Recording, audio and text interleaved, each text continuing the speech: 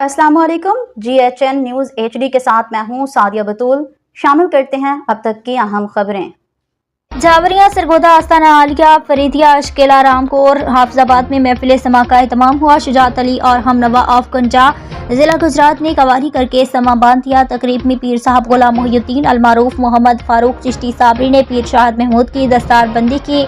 शरका महफिल में पीर साईं मोहम्मद यार चिश्ती निज़ामी, पीर मोहम्मद यूनुस चिश्ती साबरी, साईं साजिद सचल, ज्योति शाह, मोहम्मद अली रसा, डॉक्टर नवीद अहमद, पीर गुलाम मुस्तफ़ा तारड़, महार हाजी अमीद अहमद, साईं महबूब अली और जवार हाजी अमजद फारूक शामिल थे। रिपोर्ट हाजी जफर अब्बास, तहसील रिपोर्टर शाहपुर, जावरिया।